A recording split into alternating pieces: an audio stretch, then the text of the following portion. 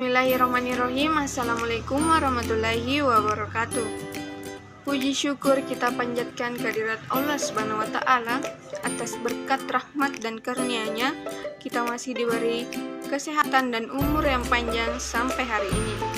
Dan tak lupa pula kita kirimkan salam dan salawat kepada Nabi Muhammad SAW. Kepada yang terhormat dosen pengampu mata kuliah profesi kependidikan Bapak Abdul Aziz SPD MPD. Kami kelompok 7 akan mempresentasikan materi yang berjudul Masalah Internal dan Eksternal dalam Pembelajaran. Baik, saya Reski Amelia akan membacakan materi 1. Pengertian masalah dalam belajar. Masalah adalah suatu keadaan yang tidak diharapkan oleh kita sebagai penyimpangan kecil dalam bidang kehidupan yang kita alami. Permasalahan yang timbul akibat adanya berbagai faktor, yaitu faktor internal, faktor eksternal. Suatu kondisi tertentu yang dialami oleh murid dan menghambat kelancaran proses yang dilakukan individu untuk memperoleh suatu perubahan tingkah laku yang baru secara keseluruhan. Faktor internal. Faktor internal bersifat kognitif dan afektif. Faktor internal bersifat psikomotor dan adanya motivasi. Yang termasuk ke dalam faktor internal adalah konsentrasi belajar yang kurang baik dan rasa percaya diri, kebiasaan belajar, kurang perhatian dan minat. Baik, materi selanjutnya akan dibacakan oleh teman kelompok saya. Assalamualaikum warahmatullahi wabarakatuh. Perkenalkan, nama saya Rahmi Nur Hidayat dari kelas PPSDB.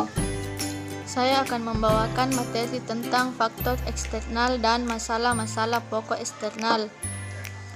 Adapun faktor eksternal dalam pembelajaran yaitu lingkungan keluarga, lingkungan masyarakat, lingkungan sekolah, guru sebagai pembina belajar, kurikulum sekolah, terlalu berat beban belajar siswa maupun guru, metode belajar yang kurang memadai, sikap orang tua yang kurang memperhatikan anaknya, dan keadaan ekonomi. Materi yang kedua yaitu masalah-masalah pokok pendidikan. Adapun masalah-masalah pokok dalam pendidikan yaitu kualitas pendidikan, relevansi pendidikan, elitisme, manajemen pendidikan, dan pemerataan pendidikan. Baik, saya Husniati Mansur akan melanjutkan pembahasan yaitu mengenai langkah-langkah mengenali peserta didik yang mengalami kesulitan atau masalah belajar, yaitu diantaranya 1. Menunjukkan prestasi yang menurun atau rendah di bawah rata-rata. 2.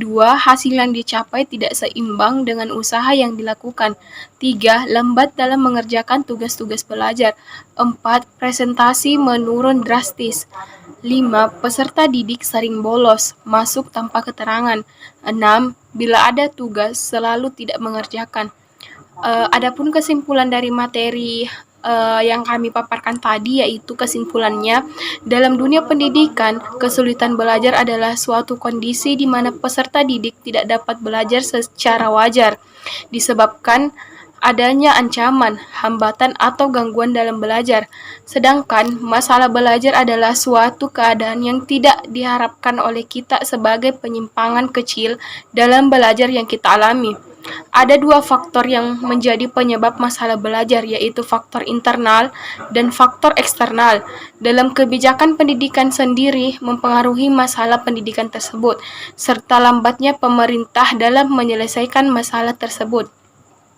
Itulah presentasi yang sempat kami bawakan dan paparkan kepada teman-teman sekalian.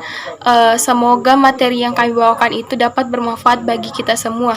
Dan saya tutup presentasi ini dengan ucapan wassalamualaikum warahmatullahi wabarakatuh.